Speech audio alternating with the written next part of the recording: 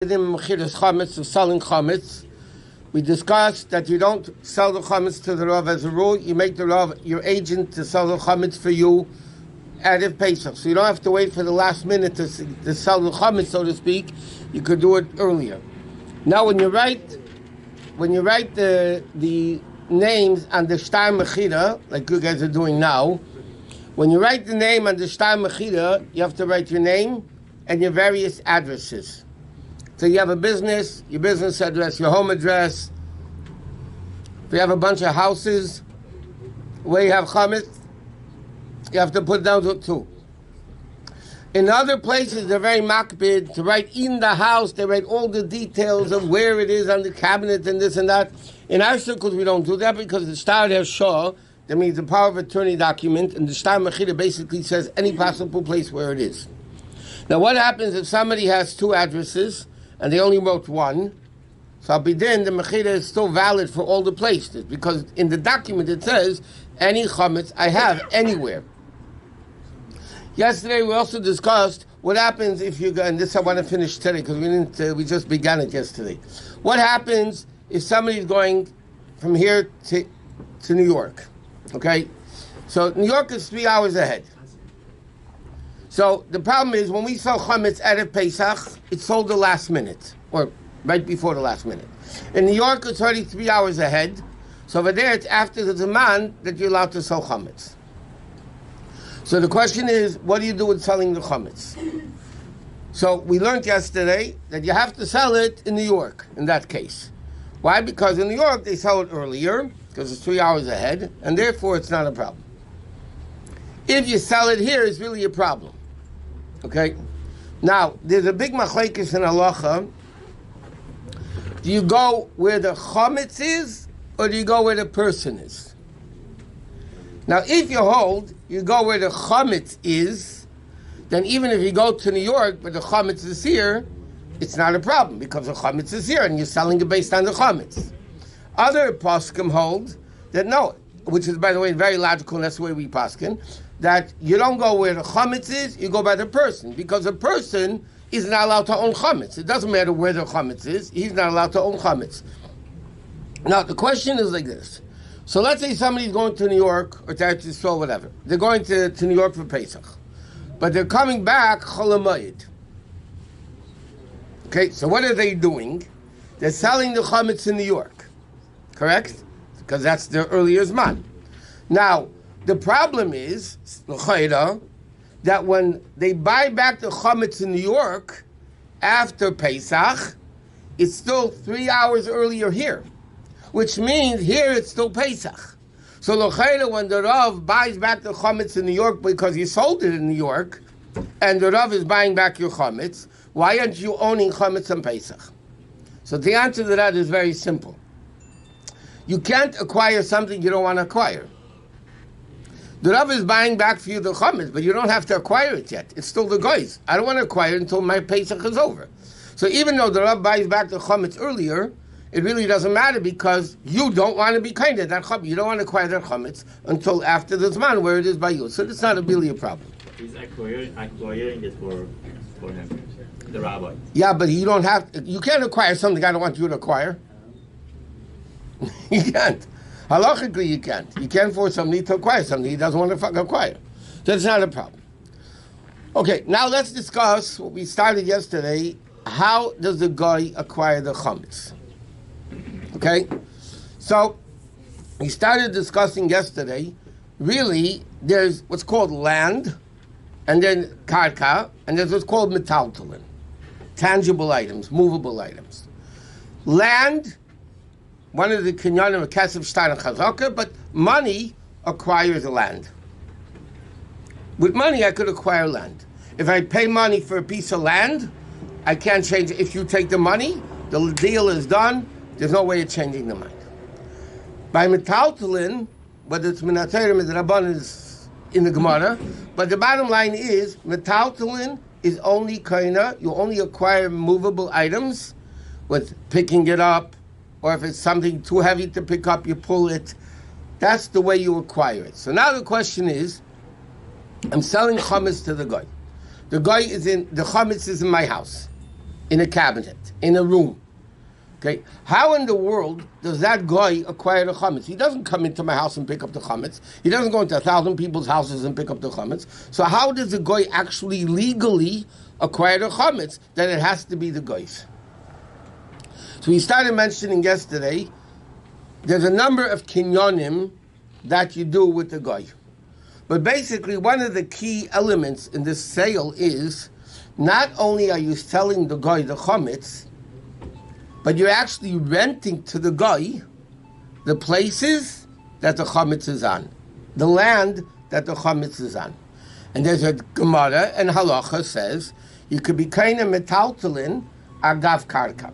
You can acquire tangible items through acquiring land. So let's say I sell you a piece of property and there's movable items on that land. When you acquire the land, and I'm selling you those things also, you automatically acquire the tangible items without even picking it up. So now you go like this. Okay, let's go through actually like the process of selling chametz to understand how the guy actually acquires chametz. So number one, there's a legal document that you're selling the chametz to the guy. Okay, document is one type of a king. Not everything works for everything, but these are all the process. You give the guy a shtar, a document. That I'm signing a document that I'm selling you the chametz. Not only am I selling you my chametz, I'm selling all the chametz of all the people that gave me power of attorney to sell the chametz. Okay, so I'm not only selling my chametz, I'm selling everybody that gives me the power of attorney to sell the chametz. Number one, then we do what's called kinyan mafteach. If I give you over a key, it's also a form of acquisition. In other words, let me just say one thing. How do you, a kinyan means you're acquiring it. When I do things that show giving over ownership, transition of ownership, that is called the kinyan. Now the Torah says the different kinyan for different things. So we give him a document, we give him a key to the house, okay? And it used to be Chabad minig, and the Rabbi said we don't have to do it. Everybody who sold the chametz would give the guy a key.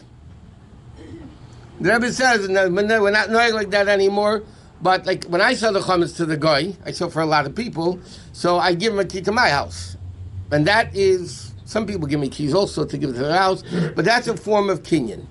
Then we do what's called kinyan sudar, handkerchief. You know, when you give somebody a handkerchief, so by you giving a handkerchief, he's giving you something else. So when the guy gives me a handkerchief, through that, I'm giving him all the chametz. Then we shake hand in hand. But before that, there's a kinyan called kesef. Now here's a very interesting halacha. Without Rebbe, is a very big chiddush. Normally, if I want to buy a land, okay, there's a din chayshim mishpat, and the Taz has a lot about this, but if somebody, I want to sell you $1,000 piece of land. You don't, forget about mortgages, okay? You don't have $1,000. So you give me $10 down payment. You give me $10 down payment, and the rest of the $990 is a loan that you owe me. Right? I'm giving you $1,000 piece of property. You don't have $1,000. You have $100, let's say. So you're going to give me $100, and the rest of the money, what is that? It's a loan. So the Taz says, interestingly, the $100 acquires the whole property, even though it's worth $1,000. But because he owes you the money as a loan. Now, what happens by Pesach? The chametz that I'm selling for people is in the millions of dollars. Okay, because even some of the kosher markets they sell for also. They have a lot of chametz, warehouses, and a lot of that stuff. They have a lot of chametz. Okay, now the guy is not going to give me $1 million down payment. Okay, so the guy gives me, let's say, depending how much Mechirat, let's say the guy's going to give me $100 down payment. He's going to give me $100 down payment. Plus, he's going to give me $100 towards the rental. Remember we said because you rent the properties too. So the question is, what's with the rest of the money? So most people in the world say, okay, it's a loan, that the guy owes the Jew whatever the value of the chametz is. Okay, that's what the world does in the Star Mechira. The Alter Rebbe wrote that there's svarim that were revealed after the time of the poskim. The Alter Rebbe calls it a shita mekubetzes that says that doesn't work by a guy, only by a Jew. This concept of zakav olav milva, that the guy owes you the money as a loan, only works between two Jews. Between a guy and a Jew, it doesn't work. So therefore, what did Alter Rebbe come up with? There's a din Alter Rebbe writes of Arif Kablan. Arif Kablan means a guarantor. A guarantor on the loan. Now there's two types of guarantors. I lend you $1,000, I want a guarantor. So you give me a guarantor. So normal guarantors means that I come to you to collect the money. If you don't have the money, I go to your guarantor. Right? That's the way normal guarantors work. In halacha, there's something called Arif Kablan. What is Arif Kablan? Arif Kablan means I don't even go to you. I have nothing to do with you anymore. I go straight to the Jew, whoever is the Arif Kablan. Okay? Has to be a Jew. Yeah, because with a guy it doesn't work. So therefore, when I sell the chametz, I have a guy. So the guy gives me $100 down payment for the chametz, $100 down payment for the rent, but he still owes me $1 million, right? So what do I have? I have another Jew that is responsible for all the money, which means I have nothing to do with the guy anymore. The guy doesn't owe me money. The art of Kabbalah, the Jew owes money. Him and the guy, it's a separate business. So therefore, how is the guy acquiring the chametz? Number one, by renting the area through the land acquirement, he acquires the chametz. Plus, all the money he owes me is not owed to me anymore by a guy, it's only owed to me by a Jew. So therefore, it's a legitimate, especially according to the Alter Rebbe way of art of Kabbalah, even though many poskim, the Steichamed, the Madani Shmuel, a lot of poskim say you really don't need to do it, but this is what Alter Rebbe wrote, and there's a lot of proofs and so on why you do need to do it. So that's the way we sell chametz in a lot of Kabbalah. But has there ever been a case where the guy doesn't want to give back the chametz and he realizes how much value he has? But then he has to pay for it. No, I'm saying maybe he gets a... You have a bigger problem. What happens, he can't find the guy after Pesach. It once happened to me many years ago. I used the yeshiva guy, and he disappeared. Finally, I found him. But there's an interesting thing. It says in halacha, what happens is the guy dies, so you buy it back from his wife or kids, from the Yorshim, those that inherit him. Because even by guy, there's a din Yerusha. There's a law of inheritance, according to the Torah, even by a guy. So therefore, if the guy dies, you can go to the inheritors and the ones that inherit him, and you can buy back the chametz. What? What about if the guy sold it to somebody else?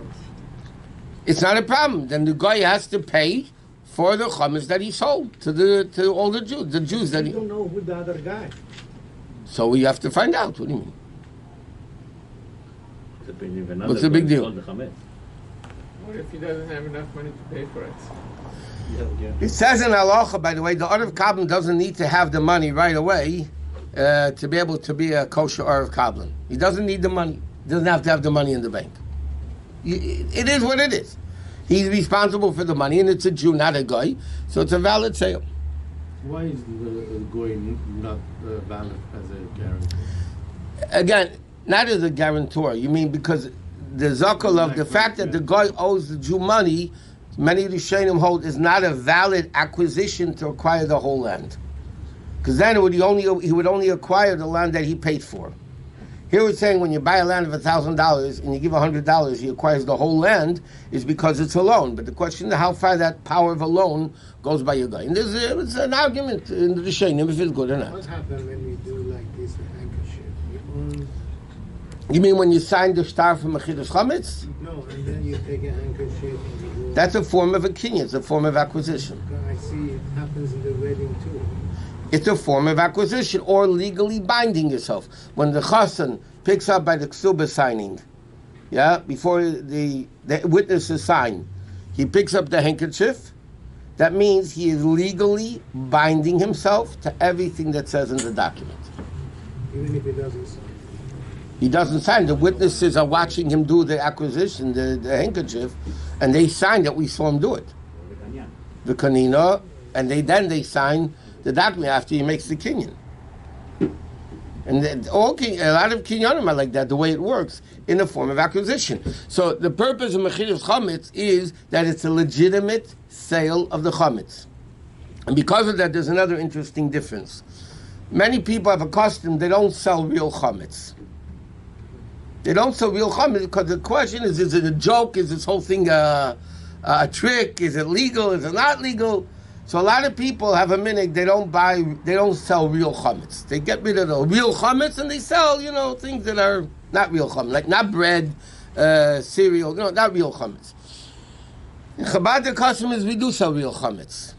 In fact, some pastors, Chametz writes that before Pesach, he used to buy bread, that after Pesach he should have bread. Because after Pesach, and to the bakeries get bread, years ago it would take time. So he would buy bread before Pesach and sell it with the chametz. Then right after Pesach he would have bread. So now in Chabad the minhag is that we do sell real chametz, because according to the Alter Rebbe's sale, it's a real sale. It's completely 100% legitimate. Okay.